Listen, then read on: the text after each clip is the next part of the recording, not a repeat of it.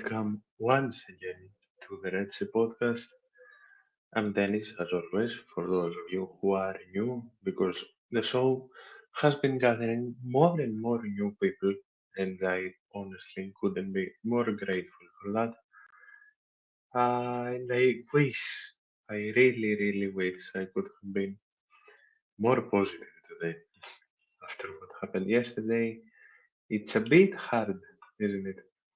Uh, but before I get into this, a relatively quick recap of the game, unless someone jumps on, as you can see, especially if you're watching this after I am solo. I do want to get into the typical stuff. Do follow what the banner says if you like what you see. We are well into the show now. If I'm not completely mistaken, this should be episode 34. Um, you can go watch backlog of episodes to see the show's progression, to see everything, but this is still a good start of something amazing.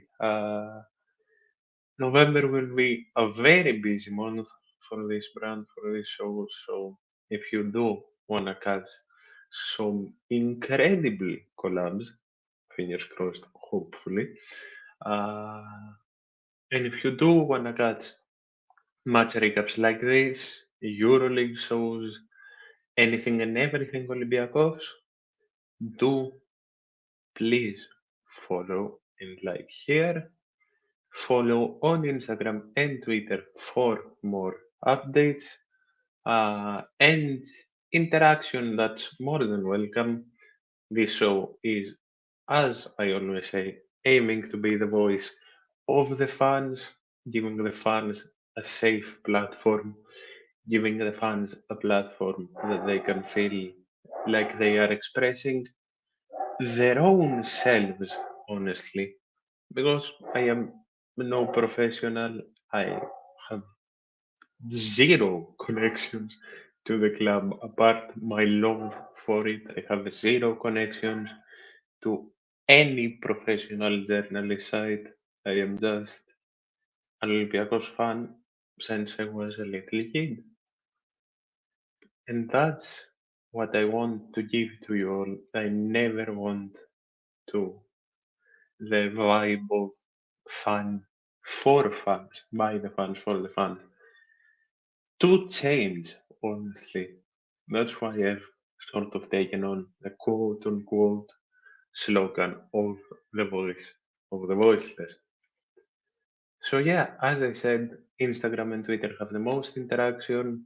Here is where you'll get, apart from the podcast episodes, you can see some vlogs that are up. The recent vlog was in honor of George Baldock with a great friend of the show, gathering footage from that absolutely historic away win against England in Wembley. But there is also two vlogs up, one from last year's UACL semi-final, which is by far the most successful video on the channel. I think it should stand around about 3,000 views, if I'm not that mistaken. Let me actually go check where it stands. And there is also a fun point of view from the final where I wasn't in, but I was one of those, in my opinion, still extremely lucky 11,000 people that were watching from the Δημοτικό Θέατρο. So yeah, if you wanna check out, it stands at 4,000 views. The Aston Villa vlog stands at 4,000 views. And the Olympiacos Fiorentina vlog stands at 1.6 thousand views, which is also something absolutely crazy, in my opinion. The support you all have given this is indescribable, and I am forever grateful. That's why I'm just very happy that I can give back to you all, that you all are giving me a platform to use and go even higher than what I've even ever deemed honestly possible. Uh, of course, the show is on TikTok as well, way less active on TikTok, but I am slowly starting to get back into it. And now, uh, with an announcement video planned to go up soon, I was meant to record it yesterday, but life got in the way. The show has a Patreon now. Um, I will talk about it more in detail when the time comes with the pre-recorded announcement video. I do have some starting tiers up, try to make them as affordable as possible. Of course, if you want to go check it out, you'll be helping me a lot. Everything I get from the Patreon will be used, for example, for the StreamYard subscription. So the stream can immediately go over to what's probably gonna be Twitter, not immediately, while I also stream on YouTube. And there is a bunch of other perks for the StreamYard Pro subscription. And generally, it's gonna go solely to stuff to improve the show. Do go check it out if you feel like it. Video is gonna be up very, very soon.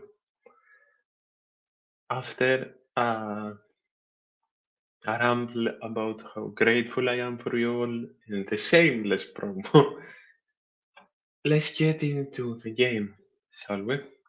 Uh, Olympiacos Levadiakos, of course, yesterday early for Greece at least, and the 2-2 with us being 2 goals up by the 21st, with Chiquinho scoring an absolutely incredible goal only in the second minute of the game, with El Gabi converting a penalty in the 21st, but then right before the half, uh, Andreas Doi concedes a penalty to who I'm pretty sure was Zeni, with Osbold converting it.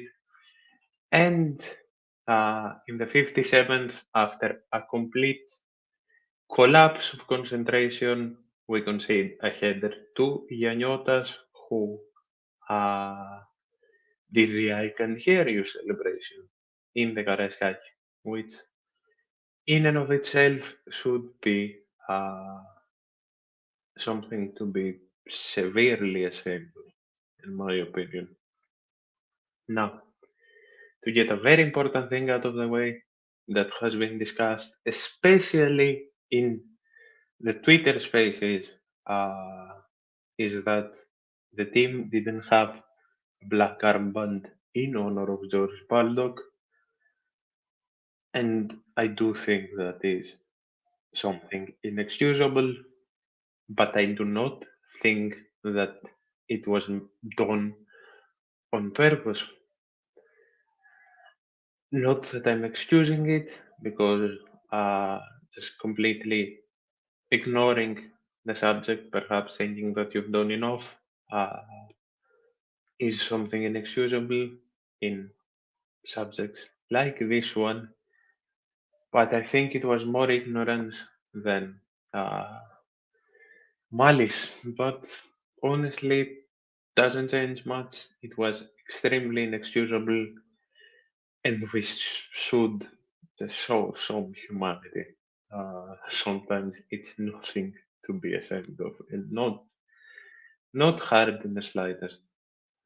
Uh, some of you may say whatever you want in the comments, but you know that if I didn't stand on my own ground with my own opinions, I'd be a hypocrite, given that I do want to represent a fan's voice. So that's my opinion on this subject, and I'll move on swiftly. Now, everything started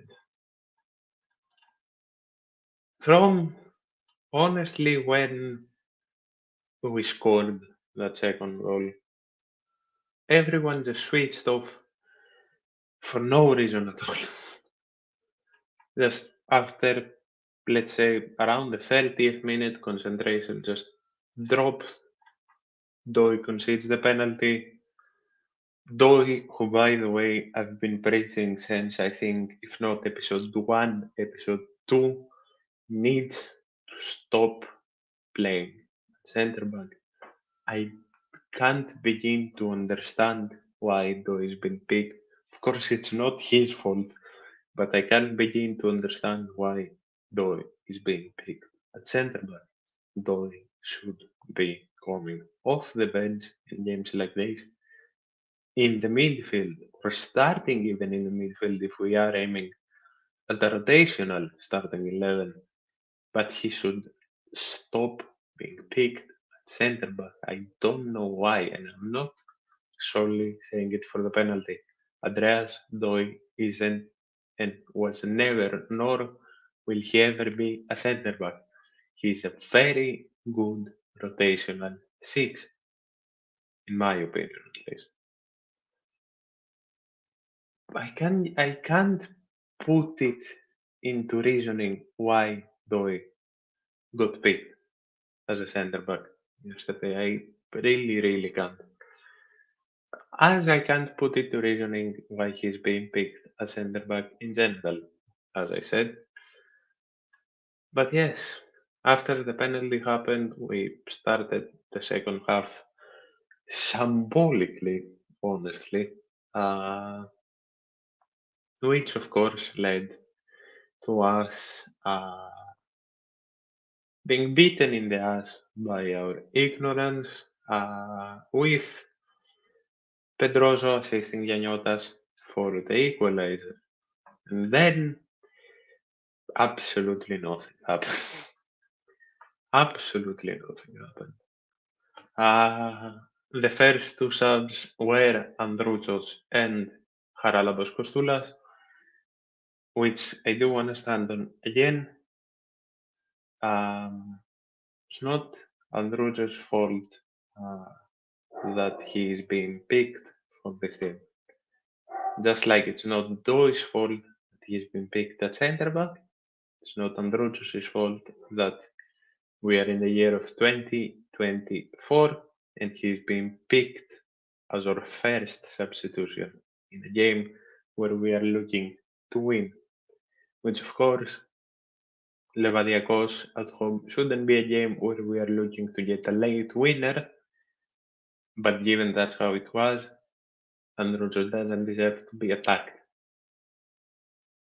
Just like no player on his own deserves to be attacked and blamed. I said it on Twitter as well. I don't get the 100-0 blame on anyone. Blame for whatever goes wrong in any sport, not just football. Doesn't just go in any, let me say it better, in any team sport, not just football, doesn't just stand on one person. I don't think one person can be blamed for losses like yesterday's, for example. So yes, let's stop attacking players, shall we? Then, in what may have been the worst substitution of the game, at least in my opinion, uh, Danny Garcia coming in for Santiago Ese, which in a rotational sense, given we have Malme on Thursday, it makes sense. In the sense of the game yesterday, made no sense at all. With Costinha also coming in for a mediocre Rodinei and Roman Yaremchuk coming in for Masuras in the 85th minute. And I am gonna take another point in saying I have no clue how people can stand in and say that Masuras was at fault for yesterday. Uh, I know exactly the phrase I'm gonna hear for saying this, and the phrase is gonna be that I was watching a different game because that's the phrase 99% of Greek fans use. Masouras was better than half the people on the field yesterday. And I have been at fault and have admitted it that I have fallen to the easy blame of the Olympiacos scapegoat that is Masouras sometimes. But I've grown to understand that it's stupid to blame a person, especially with our habit of blaming uh, the Greek players usually more than the foreigners, and being extremely harsh on the Greek players more than the foreigners. And of course, side maybe Panos Retsos, the person that shared the absolute most in recent years, is Yorgos Masouras. No one played well yesterday.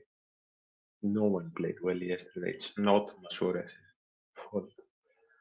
Uh, the starting 11 that was picked was Kostas Solakis under the sticks, Francisco Ortega, David Carmo, who I think may have had one of his worst games in an Olympiacos shirt yesterday. Andreas Doi, Rodinei, who again seemed very out of place yesterday, weirdly, which is very unusual for Rodinei. Uh, Santiago Ace and Muzakiti started in the midfield with Velde, Chiquinho, and Masura starting in front of them, with, of course, Ayub El Kabi up top. The last individual performances that I do want to stand on are the worrying individuals of Francisco Ortega and Christopher Velde. Of course, you all know that I am not the biggest fan of Francisco Ortega, but I will still stand by the fact without necessarily being too cruel on Ortega that we needed and we still need a worthy backup left back to contend for Ortega's place because as much as I love Apostolopoulos, he can't be in contention for a starting place. We need someone that can contend with Ortega, that can bring out the best in him. We need a left back. We really need a left back, and there are options. There have been talks about Athanasiou coming in, and that is a move that I've been talking about since the summer. That is arguably the best move that we can make right now from the Greek market, in my opinion, and that is someone that can contend with Ortega, that can take Ortega's place in games like this, for example, that can fight for game time in the team. And I really hope that deal does end up going through. Now, to the black sheep of the recent performances of Olympiacos, that's Christopher Velde. Whether the team spunks the opposition, whether the team loses to the opposition, lately Velde just seems very underwhelming. We did say that he's gonna have struggles, and as I said, uh, shout out goes to Aris Pouloubasis from Thrylos 7 and his scouting reports. He is one of the first, if not the first, that called that Velde would have struggles. But I think we are getting past the point of just struggles slowly. I really hope he can pick up his form because it's impossible, in my opinion, for a player to just forget the football he's playing because may I remind you all that this guy had an incredible precision that fooled us all, me included. So if he doesn't pick up form again, I'm fully lost. But for me, he needs to be benched for a bit. For me, he needs to be benched for a bit. saying that we don't really have that amazing of back, but yeah, for me, he needs to be taught more or less a lesson. Ears need to start getting pulled, in my opinion, with especially Mendilibar just showing that some players are straight up not listening and not doing what he's asking them to do on the field. Some ears need to be pulled, honestly. I'm not gonna name anyone because I don't know whom Mendilibar meant, but truly some ears need to be pulled. And I feel like we go back to a point that to one of the repeating points of the season that the kids need to be used because how much worse can the kids be than some stuff we see? Of course, Musakitis is now an integrated starter of the team. Uh, Kostulas once again coming in and having a good game yesterday. Not not the most incredible of games, but Kostulas once again had a good game yesterday. I don't see why people like, especially Bakulas, who was being talked, uh, who there were talks about him being in the squad for yesterday's game. Uh, Lollis has been brought up recently, another midfielder. Papaganellos, who me and Gav especially have been fully preaching about. Uh, and many, many of these kids. You see that Sina and Kostulas are signing out on loan. Kostulas, especially Kostas Kostulas, that is for Rio Ave. I don't get, I do and don't get why the academy can be integrated in a more serious role, uh, especially in games like this. I'm not talking derbies, I'm not talking Europe. Games like Levadiakos, we should be cleaning out those games with the use of the academy. We shouldn't be needing this. We shouldn't be needing a late winner with starting players to beat the last team in the Superleague. Whoever that is. Levadiakos happen to be now.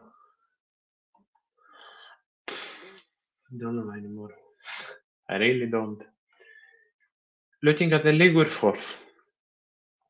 Thank God Pauk and Ike are both stupid. Pauk and Ike, of course, drew 1-1 yesterday with Pauk staying on the same points as us. With Ike staying on the same points as us, I apologize. And Pauk catching up to Aris, being tied at the top.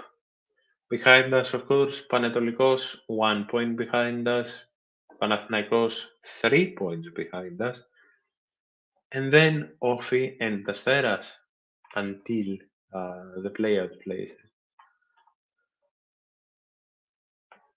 Tough schedule coming up. That's my main concern. We have a very, very tough schedule following, and I'm worried. I shouldn't be, honestly, shouldn't be worried about especially some of these games, but I'm worried. It feels like I've said this openly. I've said this to people that follow me. I've said this to people that I talk to. I've said this to my friends. I've said this to my girlfriend.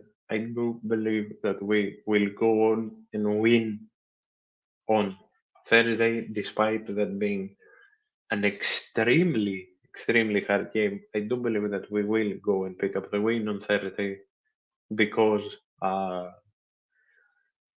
because some players will play differently in Europe. As we've seen over many years, and I do believe that there is a huge chance we fuck it up against Australia. I can't even finish that sentence properly, but I do believe there is a chance that we fuck it up against Australia. We'll see. It's hard being positive right now. It's very hard being positive, but I don't want to say a lot. I hope I eat my words. I hope we destroy the schedule. I hope we just destroy everyone. But with our recent form, it's all unpredictable. For those of you who have been following me for a while, you know who I put the main blame to for everything that's happened this year. And to slowly end off this quick recap, and I will see you all probably Wednesday for a pre-game show. My final thoughts is with every time every time that the team's form is bad, people like you know who, for whoever is active on Twitter, will come out and attack the coach, will come out and defend the owners, will come out and call us stupid. Don't pay attention to them because you'll go insane. Trust me, deliver. That's my main final thoughts. Trust me, deliver. I'll see you all very, very soon. Thank you very much for everything.